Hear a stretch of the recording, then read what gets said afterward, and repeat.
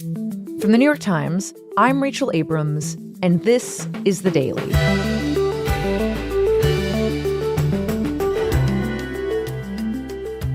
Natalie Harp is a constant presence in President Trump's orbit. She's a 35-year-old gatekeeper, deciding much of what he sees. She stays up late with him to draft his social media posts and even texts with world leaders on his behalf. Today, I speak with my colleague Maggie Haberman about what we know about Trump's closest aide and why people inside and outside the White House are questioning her devotion to the president.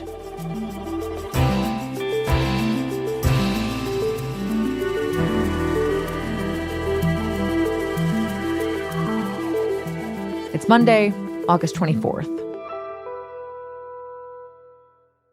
Maggie Haberman, welcome back to The Daily. Rachel, thanks for having me. Maggie, in the last week, I feel like I cannot open up X or, frankly, be on the internet without seeing the name Natalie Harp. And this is a name I wasn't super familiar with before the last week or so. So can you just do a little recap for us and explain why we're suddenly hearing her everywhere? Sure. So in our book, Jonathan Swan and I wrote a book called Regime Change. We got more in depth on who Natalie Harp is. And she has been serving in the president's world now for several years. She became known by her colleagues as the human printer because she would carry around this portable printer and became a constant purveyor of positive news for him that she was seeing in various places or things she wanted him to be aware of. She is now in the news constantly because she was one of the very small number of people who were on the military jet with the president when he flew out of Turkey, when he was departing the NATO summit, while the press corps and most of his aides were on what turned out to be a decoy jet. Mm-hmm. And Senator John Ossoff, thank you all so much for being here, made a reference to her that was not overt. He wants to build his ballroom and travel with Natalie on their apparently defenseless flying palace gifted by the Emir of Qatar. But he appeared to be implying that there was some kind of a relationship that went beyond just professional. I am your guest host, Rosie O'Donnell. And then you had late-night comedians picking up on it. You gotta realize it's time to hang up your wig and let Natalie tuck you in. You had other references to it that have just now become part of the pop culture mainstream. Her name is Natalie Harp. Natalie Harp. Natalie Harp. New details about Trump's powerful aide, Natalie Harp. Natalie Harp continues to be in the news. Who the heck is Natalie? Thanks to reporting from Haberman and Swan, we know that Natalie Harp has spent... And suddenly you, Maggie Haberman, find yourself on basically every news channel talking about this woman. Yes, I mean, she has now become a massive focus. And it's important to understand, Rachel, that Trump has always had people like Natalie Harp around. He has always had people around who are incredibly obsequious. He has always had people around who provide him positive information, who don't want to give him things that are negative or will upset him, as he would put it. But Natalie Harp is at a fundamentally different level in doing so. And she works all the time and is around him a lot of the day. And the reason that it matters is because who advises a president or who is around a president, and she sits about 10 feet away from him in the Oval Office most of the time, matters significantly in terms of how a government functions. But also, she helps supply him with some of the information that he gets at a time when he is pretty isolated from large parts of his government. Mm. I've talked to some of my colleagues who have covered a number of presidential administrations, far more than I have, and there has never been, in their telling, someone exactly like Natalie Harp. Okay, so Maggie, who is Natalie Harp and where did she come from? So Harp is from California. She was working for One America News, which is a right-wing network that positioned itself as a pure version of the MAGA base to the right of Fox News. And part of how it made its mark was around the 2020 election at a time when President Trump was promoting conspiracy theories about the election, and they amplified those. Where she became really known to the public, though, was in 2020. Good evening. I'm Natalie Harp, a formerly forgotten American from California. During the Republican National Convention, she gave a testimonial. About 5 years ago, I was the victim of a notoriously deadly medical error. I survived, but only to be diagnosed with a rare and terminal bone cancer. She is a bone cancer survivor, and she credits a law that the president had pushed, the right to try law, with giving her access to medicine she wouldn't have had otherwise. They didn't give me the right to try experimental treatments, Mr. President. You did. And without you, I'd have died waiting for them to be approved. And she very, very clearly credited the president with why she's still alive. For you have used your strength to make America strong again. Sacrificed the life you built to make America proud again. And on November 3rd, we are going to keep America great. Wow. Okay. So crediting the president with saving her life, that must have gone a long way with a president who, as we know from your reporting and others, values loyalty above all else, right? Like, she is literally saying she owes her life to him. Yes, she is saying that she owes her life to him. And yes, that meant a lot to him. So at this point, it sounds like she's sort of out on the periphery of Trump world. When and how does she actually get closer to Trump? So what happens next is President Trump leaves office because he loses the 2020 election. And so few people wanted to be around him at that point from his previous world because they got really tired of listening to him say that he had won the election. It just was impossible to have a conversation with him. Natalie Harp was one of the few people who started working for him during that period.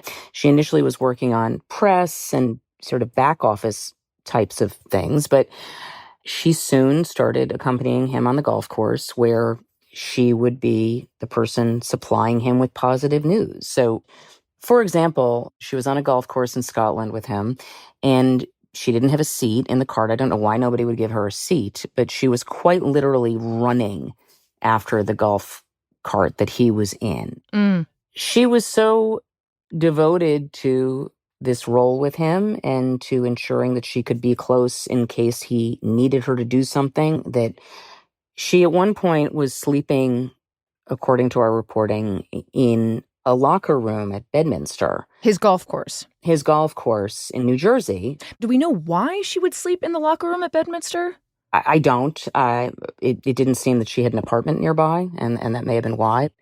But this was one of the behaviors that concerned the U.S. Secret Service that was guarding him at the time. What exactly were they concerned about? How were they expressing that concern? And what was prompting it exactly? A couple of things, but one was the sleeping in the locker room, just how fully focused on him she was in her work. In our book, we reported on several letters that she had written to Trump and left for him in his personal spaces. You are all that matters to me. I want things to always be right between us.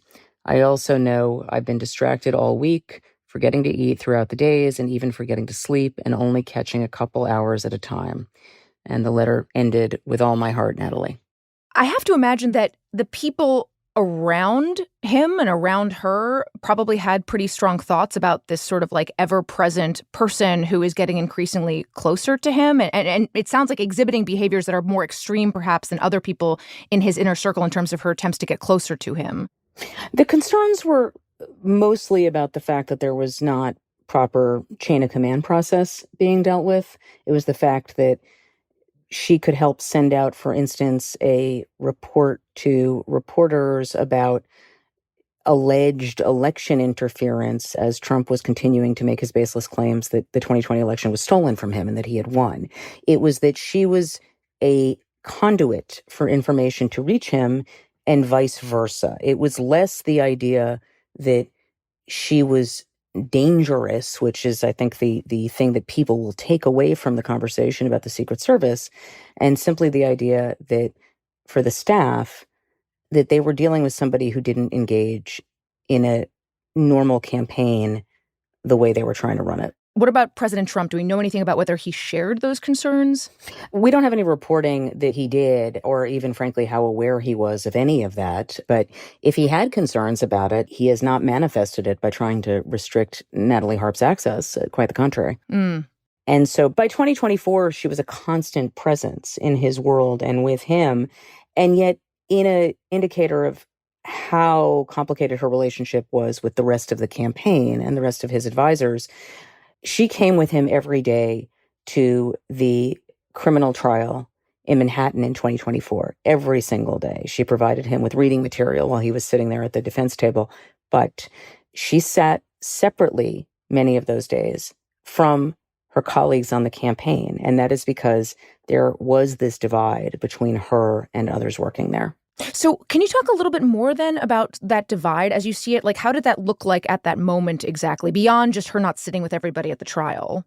She often just was described by people in the campaign as running her own program, that she would be with him at Bedminster or Mar-a-Lago. They would not always know exactly who he was speaking to because she wasn't informing everybody else all the time. One of the things that has become a hallmark of Trump over his 2 terms and the 4 years he was out of office is that people in his world try to keep updated on who is around him, who's talking to him when he's not staffed by everyone else at all times.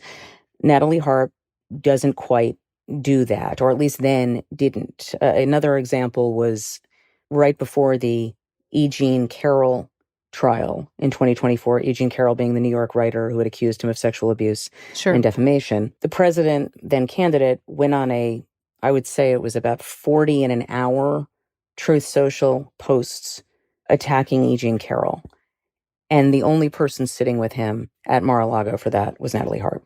Wow. Okay. So she's clearly making inroads with the president with all this effort, if not with his staff immediately. More than inroads, I think that the roads were pretty well paved. The president would tell other aides that she was the only person among the staff who loved him as much as his wife and children. And he would say that everyone else will go off and make money, but she'll never leave me. And so by the time the transition comes around to the new term, it was clear that he was going to bring her with him. Soon, she wasn't just sitting outside the Oval Office. She was sitting inside the Oval Office on a chair against the wall for almost every meeting.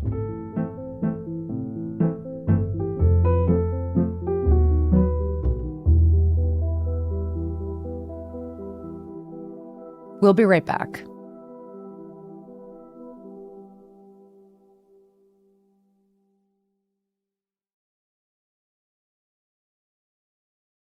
Okay, so Maggie, you've just explained that Natalie Harp has made her way into the inner circle, into the Oval Office, and she's there all the time. Can you tell us a little bit about her role in the second administration? She's an assistant to the president. She has 2 titles. She makes $150,000 a year on the taxpayer salary. But her role is amorphous in terms of an actual job title. What she does is she sits on a chair that is perched against one wall of the Oval Office, right next to the door that leads to the colonnade and then to the Rose Garden. And she is there with a laptop for whatever the president needs. Well, I'd play the tape for you right now. Do you want to just whip it out? For instance, when our colleagues went in to interview him at the beginning of 2026, 4 of our colleagues on the White House team, Show that.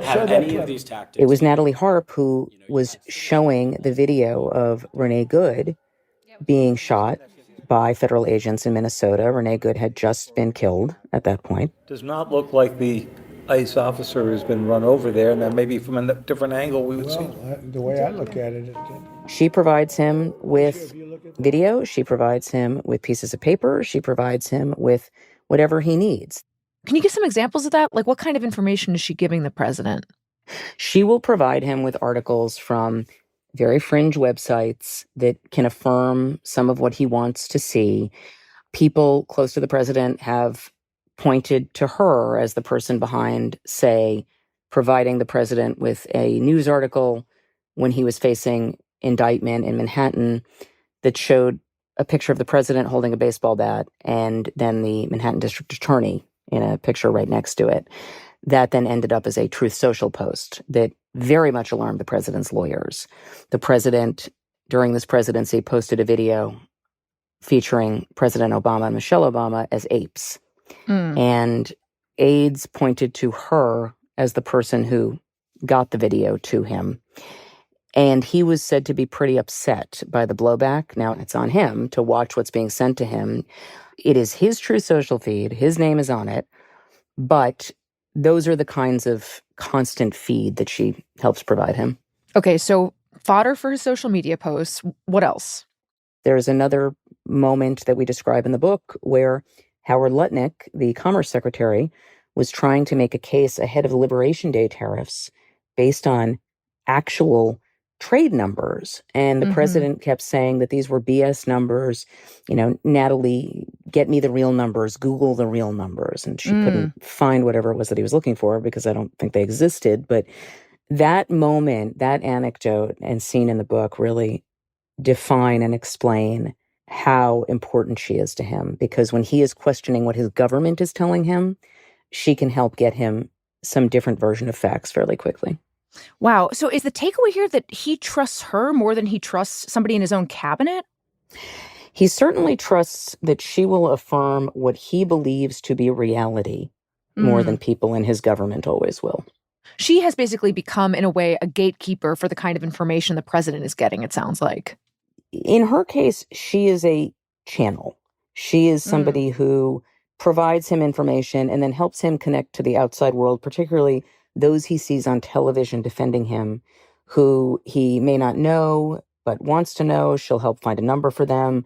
She'll text them and say the president wants to speak to them.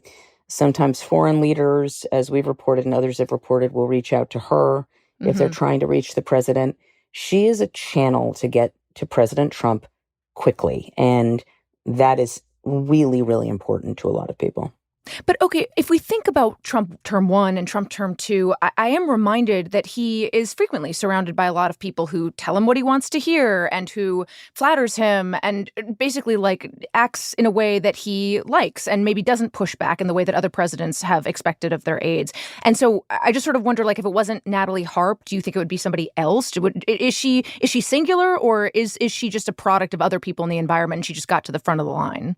Now, she is unique just in terms of the extent of it and the willingness to basically spend all of her life just on this job. There really has not been somebody quite at the level of Natalie Harp this way with him, although I understand what you're saying, certainly about gradations. She's also, Rachel, emblematic of how different this term is, how radically different this term is than term 1. The people who filled a Natalie Harp specific type function, they really weren't in the government last time. I know that some people in the conversations around Natalie Harp have pointed to Hope Hicks, who was very close to Trump. She was his press secretary on the campaign in 2016. She went into government. She had never worked in government before. As an analog, it's not really the same. It is absolutely true that she was a channel by which people could reach the president. It is true that, she very fundamentally believed in him, but she also recognized realities of the government. Natalie Harp just appears to exist mostly as someone connected to Donald Trump as opposed to the presidency. So given the fact, Maggie, that she wears all of these different hats, that she is around the president at all these different times, fulfilling these different roles, how are you thinking about her importance and sort of what the implications are for the role that she has? Who helps provide a president with information is always significant. But when it comes to President Trump, who has shown such a willingness to put out information that is false, that takes it to a different level. And when we have a president who communicates through social media the way this one does so often, somebody who has control over that aspect of his presidency, or at least a huge involvement in it, is important. You have talked to us a lot on the show about how this president can sometimes feel really disconnected with the reality on the ground. That's especially felt true with the Iran war and how the Iran war is going and how America is doing in this war. And I feel like the relationship that you have explained between him and Natalie Harp really helps get at why the president might actually be living in a different reality. Is that sort of the right take from this? What Natalie Harp is a living, breathing exclamation point of how different, radically different, this second term is from term 1. As much as it might have looked like there was somebody like Natalie Harp last time existing in the government as an official in the Oval Office, there really was not. This is just so different, and it is the degree to which his belief of what is happening and this unreality bubble that he exists in has been created and sustained.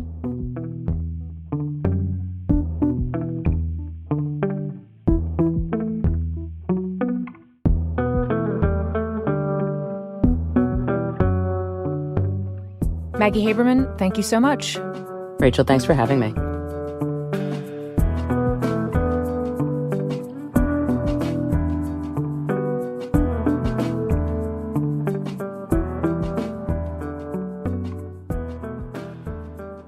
We'll be right back.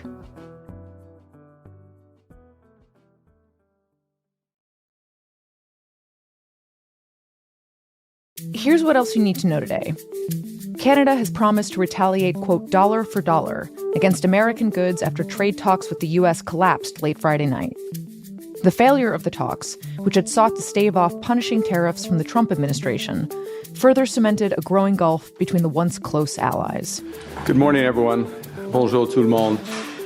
I'd like to take this opportunity to update Canadians on developments in our trade negotiations with the United States. I'm going to go through why we're walking away from a bad deal and what comes next. In a powerful speech to Canadians on Saturday morning, Prime Minister Mark Carney said that he had suspended the talks because the American side had introduced last-minute terms that were, quote, unfair, uneconomic, and called into question the reliability of any deal. The gap between partnership and competitor, unfortunately, has remained too wide in recent days. We cannot accept what they've offered, and we will not give what they've asked. Carney said Canada was under attack by Trump and was, quote, at war with the United States. Last spring, I warned that America is trying to break us so they can own us. And I promise that that will never, ever happen. We are keeping that promise. Early Sunday morning, President Trump responded on social media, saying that Canada wanted the, quote, benefits of being a state without being one. The president's tariffs on Canada, which include up to 50% levies on the auto, aluminum, and steel industries, went into effect on Saturday. Canada's retaliatory tariffs are set to go into effect on September 8th.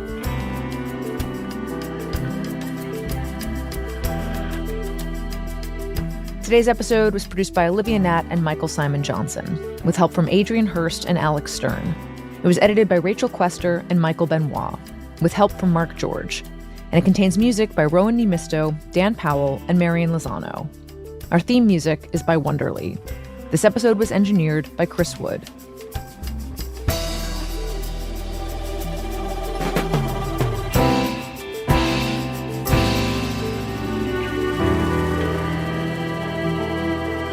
That's it for The Daily.